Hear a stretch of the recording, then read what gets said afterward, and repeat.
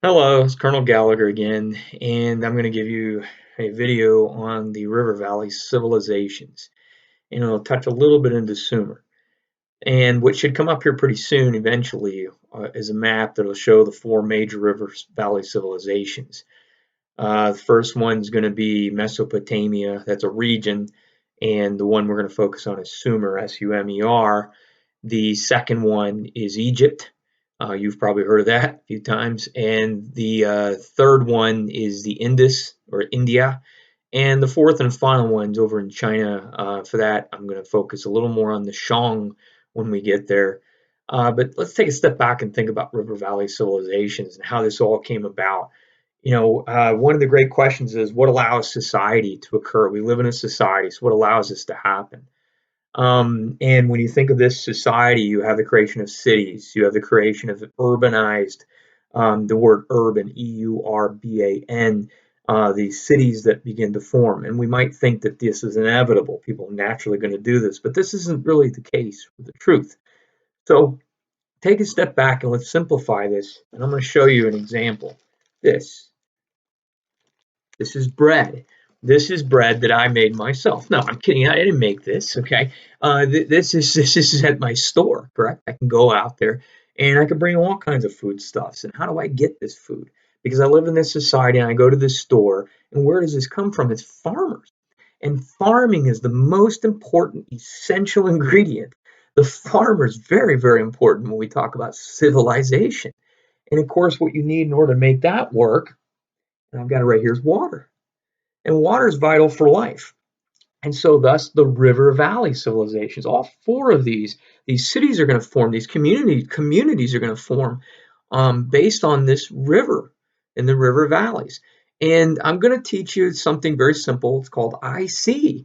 And the whole idea of the river valley civilizations is the letter I first. And with I, the first word is irrigation. Now you have to think, even we have a river and we just got water. For example, the Tigris and the Euphrates rivers. These are the twin rivers. When you see the map, you'll get it. And there's a map in your book as well, where in the Mesopotamian region, we have these two rivers. Now you say, well, there's a river, so we got farming. But think about this. Let's look at rainfall. Rainfall doesn't always fall steady. We don't control it like we do with a faucet.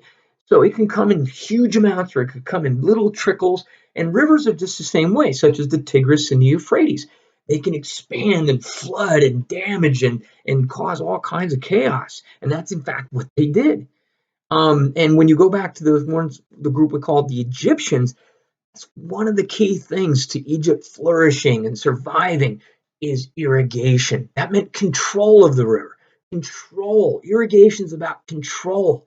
The water flows as you wish it can and as it should in order to promote farming.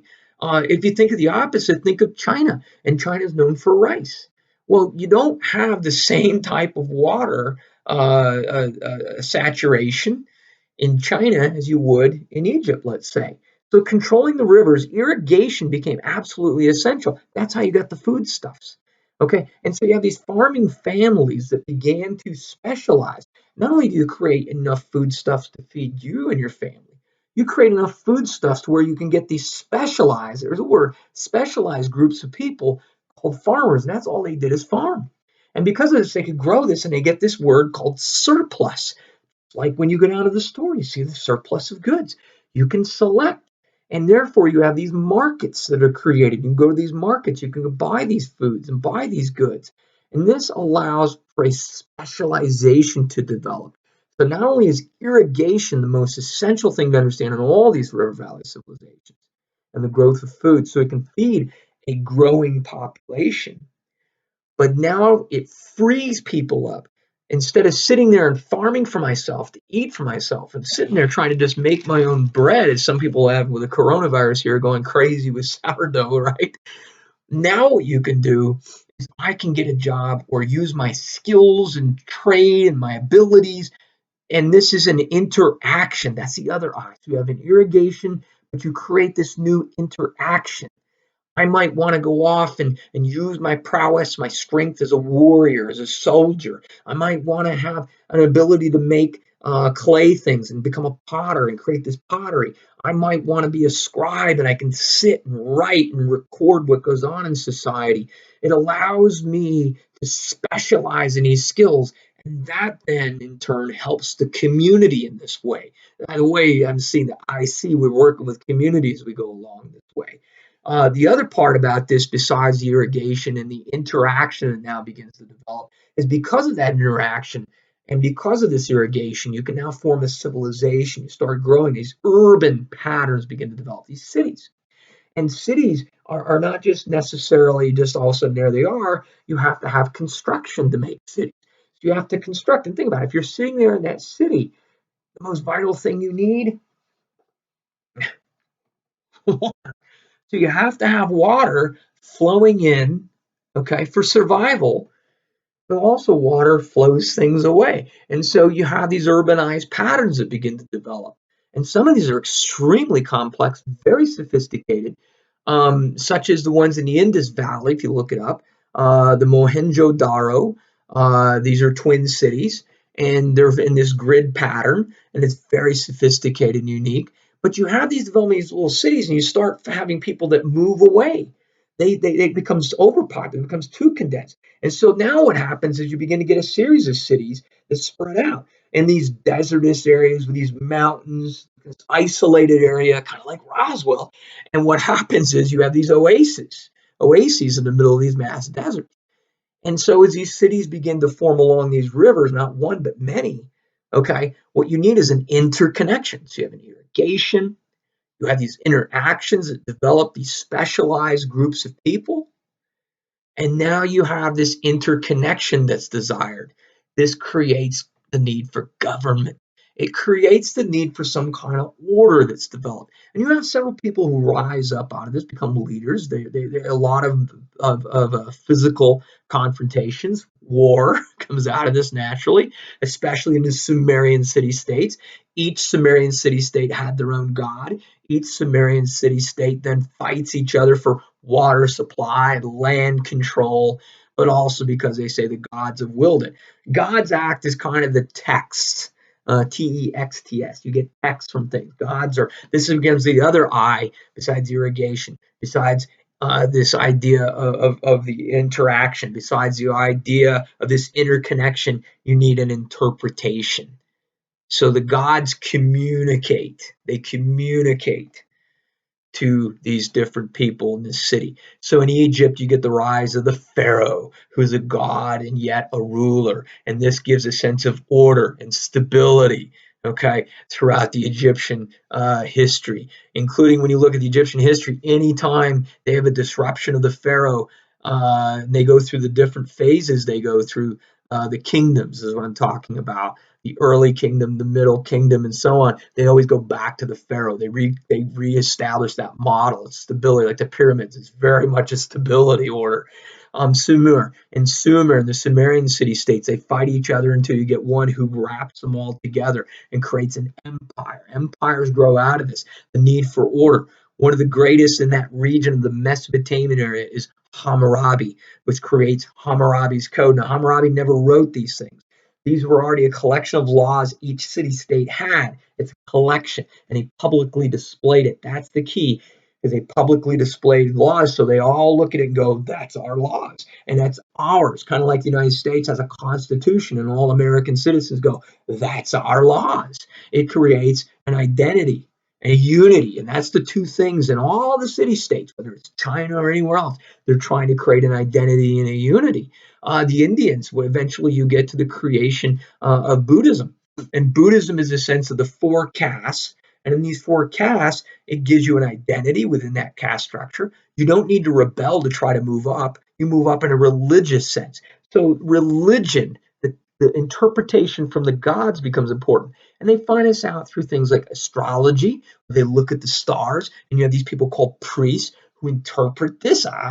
Okay, just like a text is being sent to a priest, and they go, "What does it mean, oh priest?" And he tells you what it means. Okay, this creates problems in the Sumerian city-states. We'll get into later on, where they interpret this very interestingly, and then this is what creates war and problems within the Sumerian city-states.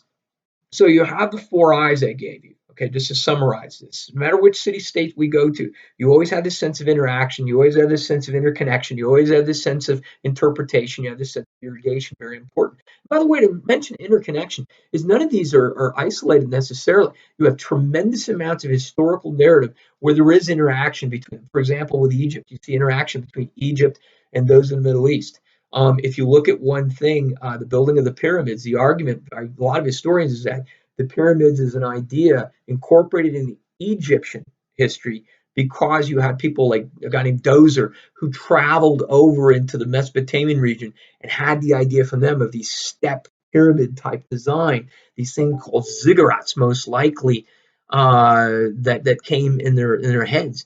This is the idea that there was a lot of interaction. In the Sumerian city-states, there's constant interaction. There's nothing but war and conquest. And every time one group conquered another group, they adopted a lot of what these other groups had. And you're going to see this in the Middle East and that Mesopotamian region, especially as we go from Sargon the First, Sargon the Great, who unified this region for the first time in 2300 BC. And then you're going to go all the way through the various groups. I'm not going to try to name them all, but I'm going to jump up to the Assyrians, okay, who built a lot of roads. And then finally you get to this group called the Persians, who really created this massive empire that was ruled under Darius the First. And he interconnected it and created this sense of unity and identity once again. Because you have to overlay this region. It's huge, it's diverse. Okay. Same thing in the Chinese regions. You need something that's going to create a unity and identity, and you're going to get this young, impulsive emperor, Qi Huangdi, who's going to have the creation of this thing called the Great Wall.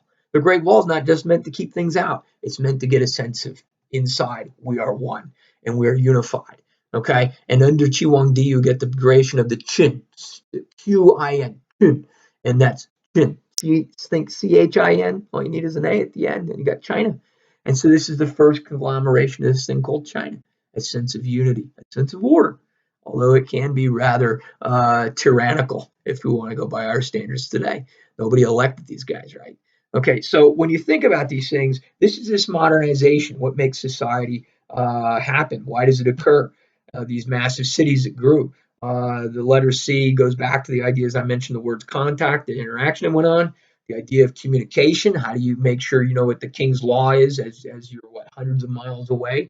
This road networks come into being, and you have these communication networks that go back and forth. The Persian road network is amazing to read about and to study. And then finally, the cities, these urban patterns that allowed people to have this collective network and allowed us to live. Okay, allowed us to enjoy things like our goods. And I know this went over 10 minutes, and I apologize, but this is a large scale overview moving into this. And there's going to be some maps within, I'm going to embed within here, and probably a little form or quiz at the end. Okay. You guys have a wonderful day. I hope you stay safe. I'll see you once again, Group A and Group B. Make sure you know which group you are. Okay. And then I'll see you. Be safe. Take care. Bye-bye.